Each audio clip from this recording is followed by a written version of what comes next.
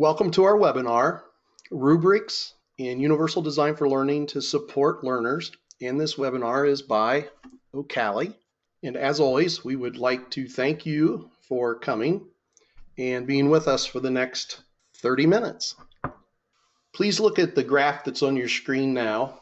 And there, you can see there'll be an area that you can put questions in. Well, you can actually put your answers and your posts in that area also. And I'll be able to see those and be able to respond. Now, it is just me on this one. So, I'll try to do my best to do everything and to post, and I'm trying to watch Twitter also. So there's also a place where you can raise your hand. There'll be a circumstance where I might ask someone to raise their hand if they have a microphone that they know works, and maybe do a couple things as a volunteer. So let's practice the typing part right now. Please type into the question box if you're alone or how many are joining you for this webinar. And other people do not see your responses in the GoToMeeting or GoToWebinar. So if you'll just type those, I'll kind of look and talk about what I'm seeing on this end. Looks like so far that a lot of people are alone. There's one or two with a couple people. But unlike usually when we have up to 8 in some of these individually, sitting around a table, it doesn't look like that's the way it is today. We do have a lot of people on this webinar. Thank goodness. I'm so happy. We have state support teams here in Ohio that support us so well and help us do the advertising, plus CAST and all of our Twitter friends out there. So we do have a lot of people today on this. So please enjoy. And thanks a lot for all the comments. If you're using Twitter, feel free to use hashtag UDLPLN. And feel free to have a back channel conversation with those that are also on this or may not be on this. But if you don't get answers, from the webinar, there's a lot of people out there on Twitter that may have a lot of conversation to add to this and to the story that we create over the next 30 minutes. I'm going to give you a little warning right up front. This is 30 minutes. It's about getting you excited about rubrics. So you'll be just in this one, you'll just be kind of brushing up on them, and it's kind of fun and it's lighthearted. It's a way for us to have some discussion, and it's a way to get familiar with rubrics again, just in case you either haven't ever done rubrics in your classroom or if you've just kind of thought about it. This is to get you pumped up and excited. So I'm going to go ahead and read the goal and the I can statements in case some of our folks are driving right now. And if I can verbally say things, it helps them out in the car because they may not be looking at a screen.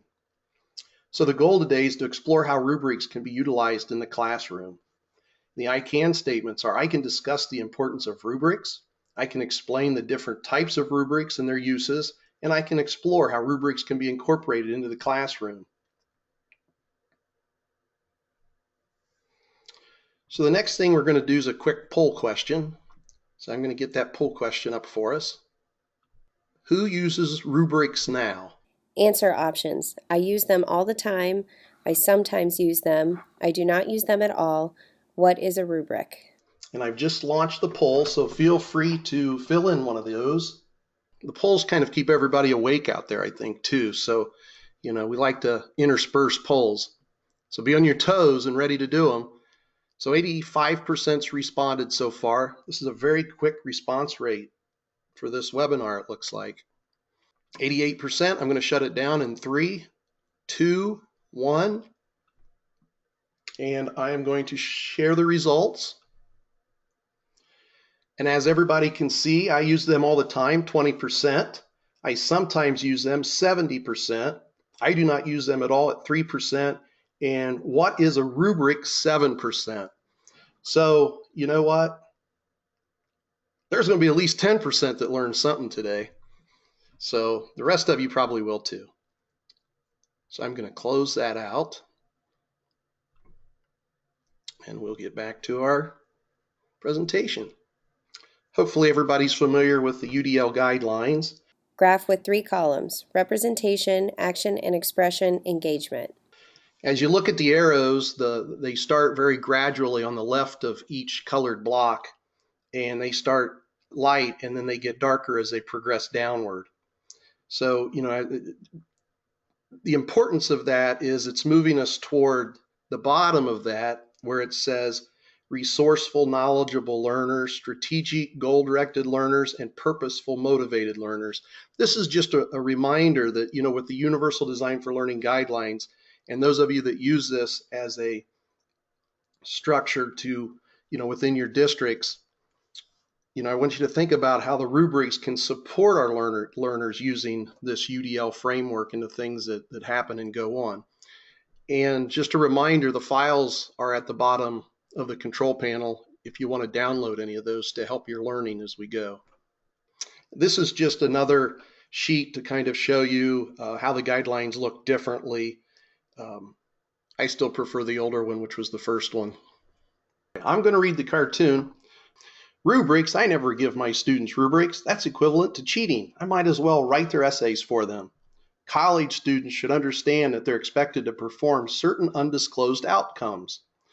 The point of learning is to keep them guessing about their criteria, so they'll work harder in their desperation not to fail.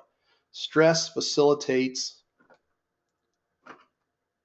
success.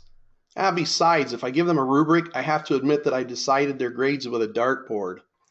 In that last picture, it shows her with a dartboard throwing the darts at letters for those that are driving in their cars. Kind of cute. And any of you could make that. It is located on stripgenerator.com in case you're interested in making your own.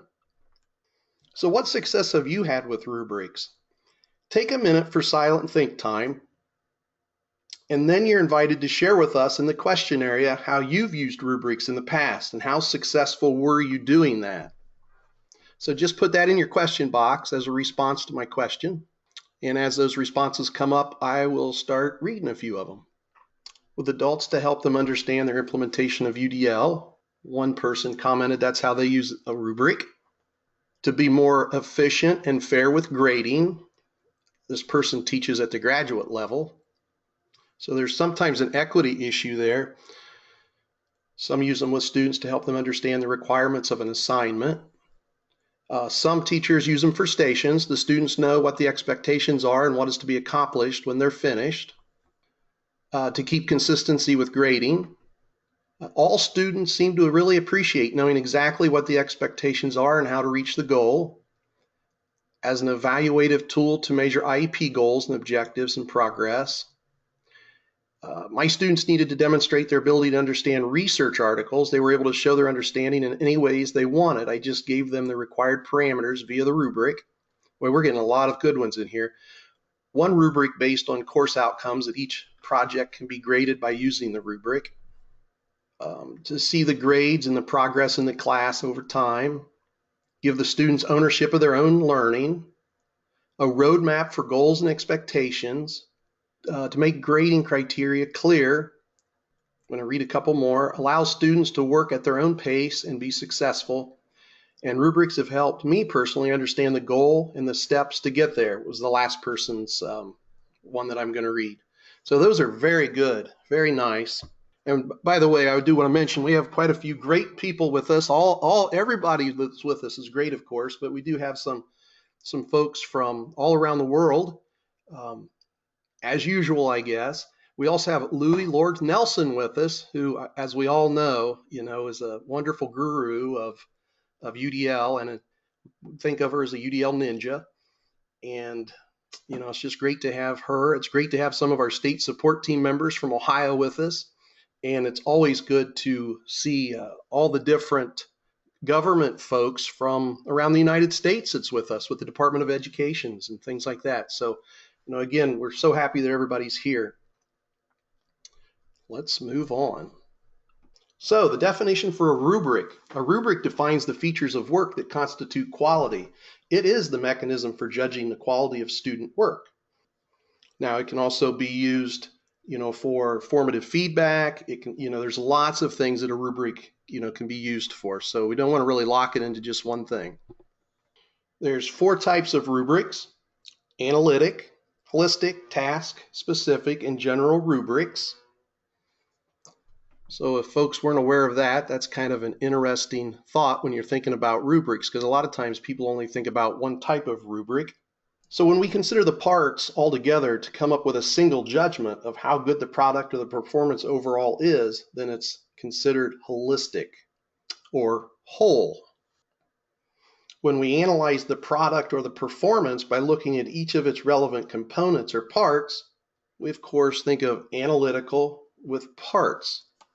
It's been a few years ago that we were talking about rubrics, and there was somebody wanted kind of a way to think about rubrics but outside the educational realm. So used this, and it seemed to go over well with some folks. Let's see how well it goes over with everybody else once we get there.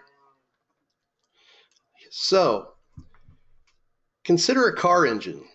How well the engine runs overall can be judged, such as a judgment is holistic, because you're looking at the whole engine as a whole. The engine consists of parts that work together to make the whole engine run well or poorly. They can be examined separately for quality. This would be analytic. So for those of you that are trying to, conceptualize the different things, then, try to think of an engine as whole and the analytic as the parts that go on the engine. Just another way to think about it. So as you think about that car engine, how well the engine runs overall can be judged. Such judgment is holistic, again, and the engine consists of parts that work together to make the whole engine run well or poorly. They can be examined separately for quality. This would be analytic. So, as you think about that, again, keep that in mind. On to the task-specific rubric.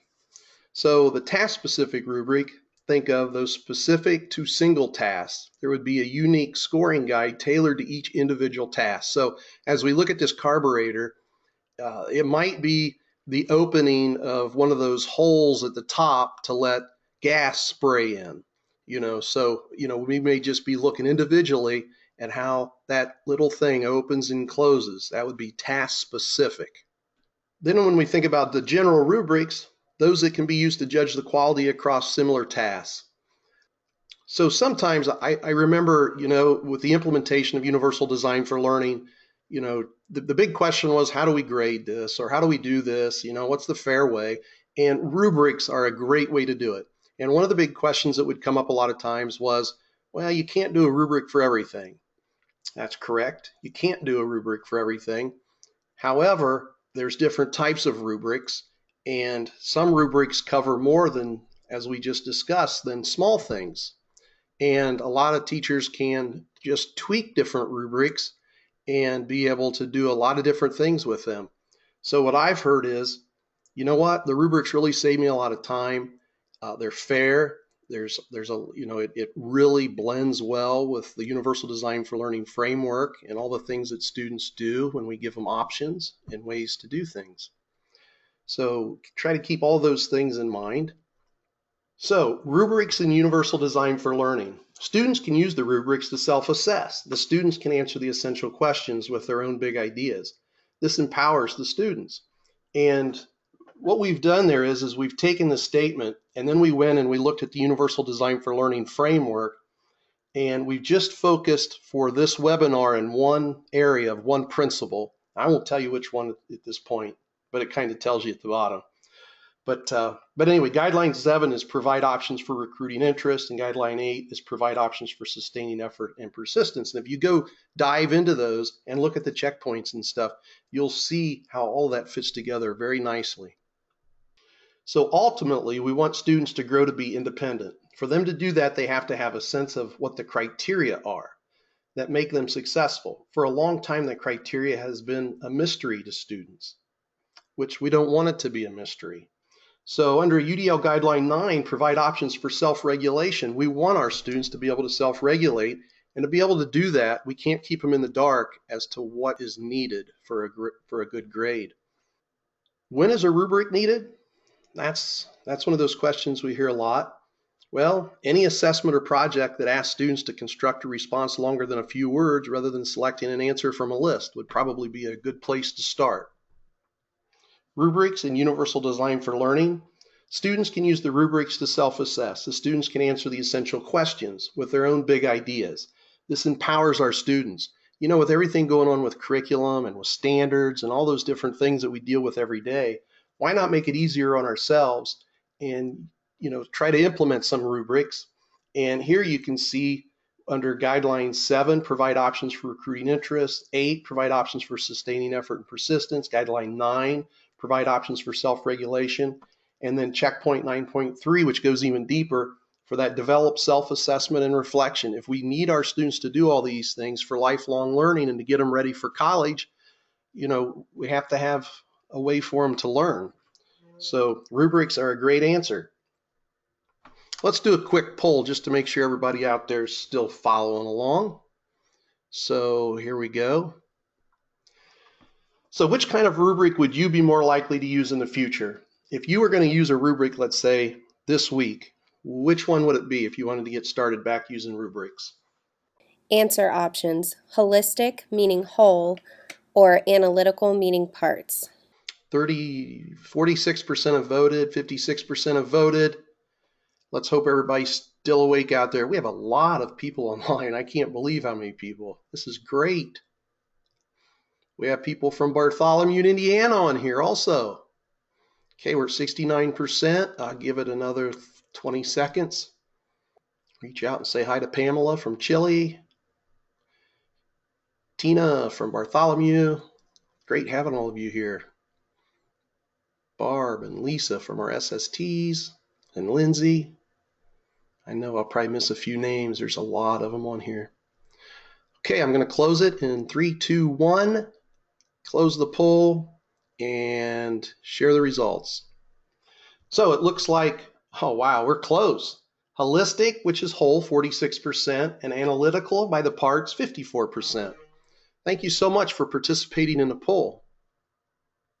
Okay, so one response was rubrics took away all the fear of the unknown. It took away all the worry of failing and opened up the students' minds to the joy of creative process and learning. It puts control back into the student's hand, and we can all sit back and watch the engagement soar.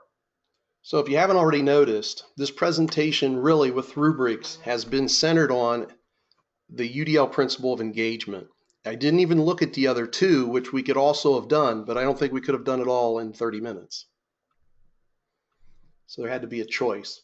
Okay, so here's a fun thing to do. Feel free, you can do it now, you can wait and do it later. It's when you have time before, if you could do it by tomorrow at 12 o'clock, because I have to go in and pull them all and then put them in a link for everybody. But if you've got a rubric that you'd really like to share, all you have to do is go to this link and drop it, okay? Just drop that rubric right in that link, and I'd be more than happy to take what's in the file, drop them in a place, and send the link out with the thank you, and people can go in and look through the rubrics that everybody's shared. So at this point, I would say if everybody shared one, we'd probably be looking at close to 100 rubrics that's online right now. So that would be great. Even if a few of you shared, we'd at least have a few rubrics that might be some favorites. So please do that when you have a chance. Share some rubrics because everybody would appreciate it. So which of these reasons are important to you? And you can just think about this in your mind. But is it the importance of reliability, the validity of assessment, reduction of bias and grading, clarifying goals for you as the teacher, communicating expectations to students, and you can read the rest. Text: improve students' ability to judge their own performance. Means for providing feedback to students. But you know what? A lot of these you already offered when you said you use rubrics, and we had the discussion around the rubrics and why you sometimes use them. I don't think these are anywhere different than the ones you've already mentioned, which I think is great. Means we're right on track. UDL webinars, list of links for rubrics. Okay, one of the downloads that you have, and of course there's a QR code here and also a bit.ly link, but this is the gold standard as far as rubrics and some of the things that can be shared. So as you look at these, the gold one on here is the first one. And if anybody knows Kathy Schrock, then you know that she's got some of the best stuff out there on the internet. And she has got, and her links in this as one of them, and she has got assessment and rubric information, tons. And that's the first link. You may never get to the other links on this page. but hopefully you push yourself and you do look through these, because you don't want to create something from scratch when you can pull it and then just tweak it a little bit. So, always try to keep that in mind. And the discussion that kept going on as I was talking has really been great. Somebody said something about the car. I like the car engine analogy. Thank you. Thank you. Some use both rubrics at the same stations. People like the self-assessments and checklists. Okay, great information to know. Now, again, this is the same resource QR code and the same code for the other. I just put it in there twice in case somebody missed it. And then again, these will be in the thank you that you get 24 hours from now, or close to 4 o'clock tomorrow. Image of a mirror. So here's the walk-away question that I want you to think about and have self-reflection on, because we know that it's important. All the research points to how important it is to self-reflect and group reflect. So I'm going to read this for you in case you're driving in a car. What evidence would it take to convince you that using rubrics with learning-based criteria in your classroom would enhance learning of content, outcomes, and improve students' learning skills as well? And then how can you get that evidence in your own classroom?